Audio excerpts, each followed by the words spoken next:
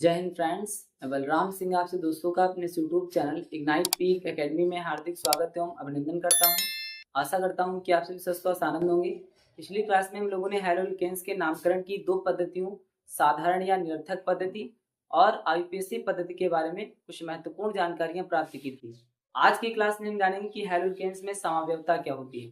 तो हेलोल्केन्स दो प्रकार की समावयवता को प्रदर्शित करते हैं। सबसे पहली समावयवता श्रृंखला समावयवता और दूसरी स्थान समावयवता। तो इसमें हम लिखेंगे कि हेलोएल्केन्स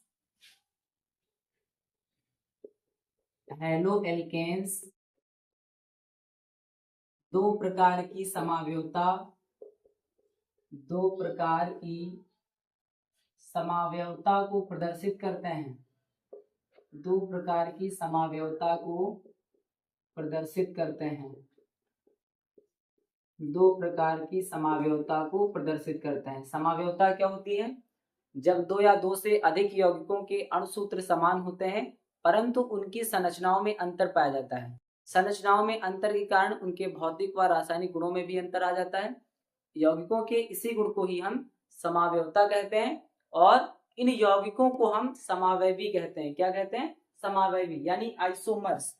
तो पहली जो समावयवता है यह है श्रृंखला समावयवता। पहली समावयवता कौन सी हेलोल्केन्स की होती है? श्रृंखला समावयवता। श्रृंखला समावयवता। और दूसरी समावयवता होती है स्थान समावयवता। क्या होती है? स्थान समावयवता। स्थान समावयवता। तो पहली हेडिंग डाल देना है श्रृंखला समावयवता। श्रृंखला समावयवता। तो हेलोल्केन्स की श्रृंखला समावयवता क्या होती है?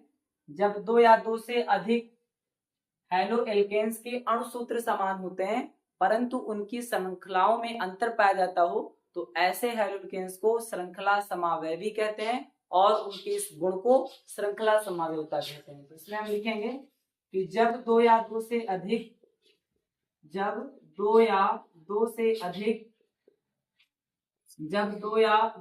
अधिक हेलोएल्केन के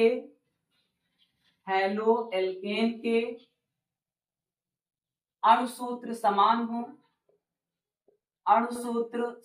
हो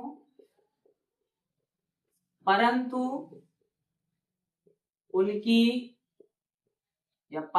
उनमें कार्बन परमाणु की श्रृंखला में अंतर पाया जाता हो या परंतु उनकी श्रृंखलाओं में, आप ऐसा भी लिख सकते हैं, परंतु उनकी श्रृंखलाओं में अंतर पाया जाता हो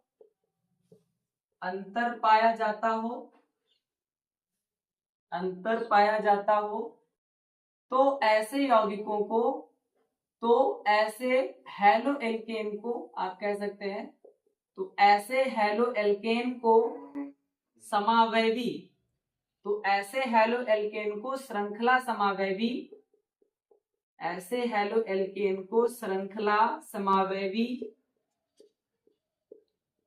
तथा उनके इस गुण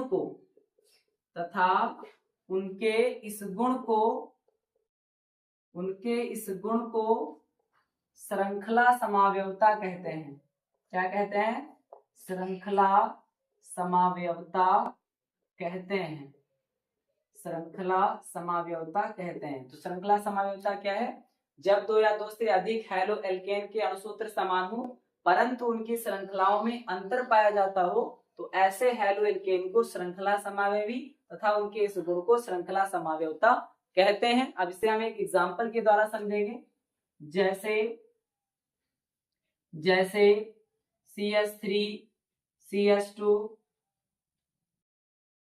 CH2 और CH2Cl, यह हमने ले लिया। इसका नाम क्या है? इसका नाम हो जाएगा 1 क्लोरोब्यूटेन, क्योंकि कार्बन परमाणु की संख्या हम उस साइड से गिनती करते हैं जिस साइड से हाइड्रोजन समूह पास पड़ता है। तो 1 2 3 4, पहले नंबर पे क्या जुड़ा है? प्रतिस्थापी यानी क्लोरो समूह जुड़ा है, हाइड्रो समूह जुड़ा है। तो हम लिखेंगे 1 क्लोरो। Cl के लिए क्या हो जाएगा? क्लोरो। कितने कार्बन है? 4 के लिए होता है ब्यूट और सिंगल बॉन्ड के लिए एन अनुलग जुड़ जाता है, तो इसका नाम हो जाएगा 1 क्लोरोब्यूटेन।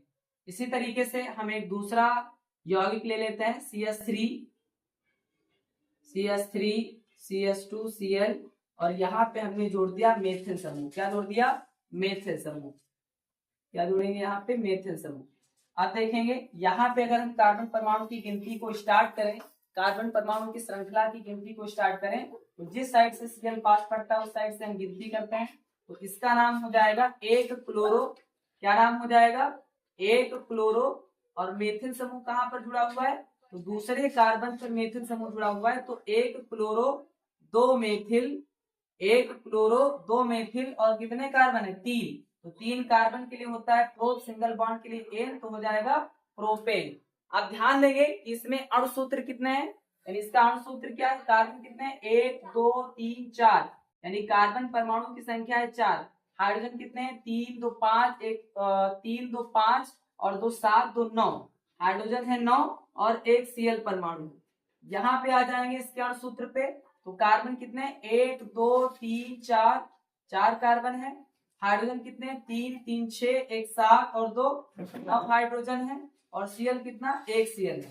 अब ध्यान दीजिएगा यहाँ पे इन दोनों यौगिकों के जो अणुसूत्र हैं C4H9Cl, C4H9Cl, ये दोनों सेम है, अणुसूत्र समान है, परंतु इसकी श्रृंखला में और इसकी श्रृंखला में अंतर आ गया। श्रृंखलाओं में अंतर होने से इनके नाम बदल गए और इनके नाम बदलने से इनके भौतिक और रासायनिक गुणों में भी परिवर्तन हो जाता है, यानी इनके कार्य भी बदल जाते हैं। तो ये रहा आपका श्रृंखला समावयवता। अब इसे आप नोट कर सकते हैं।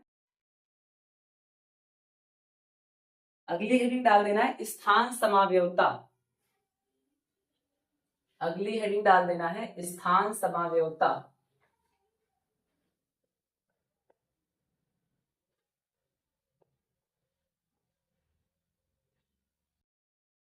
स्थान समावयवता।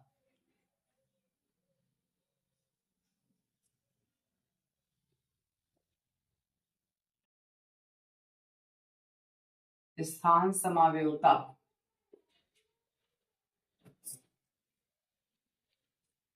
स्थान समावयवता क्या होती है हैलोएल्केन्स की? जब दो या दो से अधिक हैलोएल्केन्स के अणुसूत्र समान होते हैं परंतु उनसे जुड़े हैलोजन समूहों के स्थान में परिवर्तन हो जाता है, तो ऐसे हैलोएल्केन परमाणु को हम कहते हैं स्थान समावयवी। और उनके इस गुण को क्या कहते हैं? उनके इस गुण को कहते हैं स्थान समावयवता। तो इसमें हम लिखेंगे जब दो या दो से अधिक, जब दो या दो से अधिक, जब दो या दो से अधिक हैलोएल्केन के अणुसूत्र समान होते हैं, अणुसूत्र समान होते हैं, अणुसूत्र समान होते हैं, परंतु उनसे जुड़े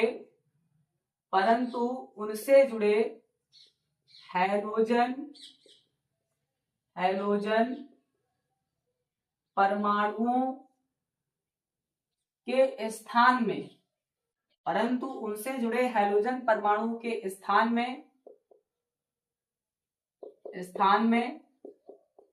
अंतर पाया जाए, यानी जब दो या दो से अधिक हैलोएल्केन के अणुसूत्र समान होते हैं परंतु उनसे जुड़े हैलोजन परमाणु के स्थान में अंतर पाया जाए, तो ऐसे हैलोएल्केन को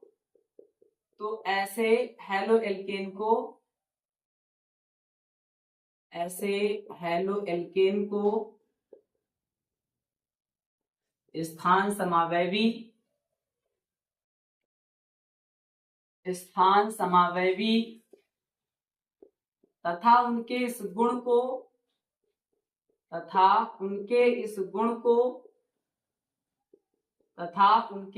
को स्थान समावयवता कहते हैं। स्थान समावयवता कहते हैं, उनके इस गुण को स्थान समावयवता कहते हैं। जैसे इसे हम एक एग्जाम्पल के द्वारा समझने का प्रयास करेंगे। जैसे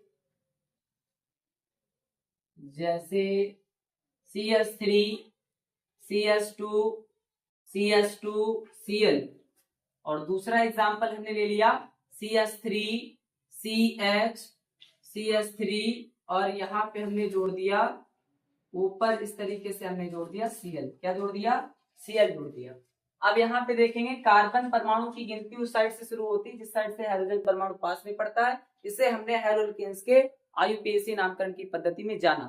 तो यहाँ से हम गिनती स्टार्ट करेंगे 1 2 3। तो पहले नंबर पे Cl परमाणु है, यानी इसका नाम हो जाएगा 1 क्लोरो। प्रतिस्थापी का नाम पहले लिखते हैं, Cl आपका प्रतिस्थापी है, हैलो समूह है। फिर कार्बन कितने हैं? 3 कार्बन के लिए होता है प्रोप, और सिंगल बॉन्ड के लिए हो जाएगा प्रोपेन, यानी एन जुड़ जाएगा अनुलग्न। तो ये पूरा नाम हो गया 1 क्लोरोप्रोपेन, यानी ये हैलो एल्केन के फॉर्म में इसका IUPAC नामकरण किया जाता है। अब इसमें देखेंगे कितने कार्बन परमाणु हैं, यानी इसका अणु सूत्र निकालेंगे। 1 2 3 कार्बन है। हाइड्रोजन कितने हैं? 2 2 4 3 7 हाइड्रोजन है और 1 Cl परमाणु। इसी तरीके से यहाँ पे आएंगे, जिस साइड से Cl पास पड़ेगा, हाइड्रोजन समूह पास पड़ेगा, कार्बन परमाणु की श्रृंखला की गिनती उस साइड से करते हैं। तो यहाँ पे दोनों साइड से दूसरे पे आ रहा है, तो चाहे हम इधर से गिनती करें या दूसरी साइड से करें, आपका 2 ही नंबर पे Cl परमाणु आएगा। तो इसका नाम हो जाएगा 2 क्लोरो।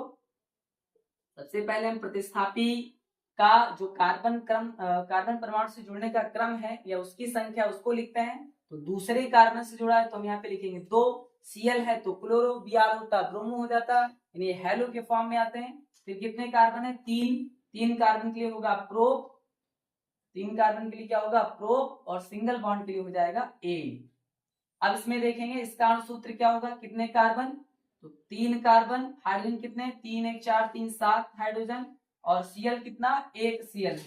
अब ध्यान दीजिएगा, इन दोनों ही यौगिकों के अणु सूत्र समान हैं, C3H7Cl C3H7Cl, दोनों ही यौगिकों के अणु सूत्र समान है, परंतु इनमें जो हाइड्रोजन परमाणु के जुड़ने का क्रम है उसमें अंतर पाया जा रहा है।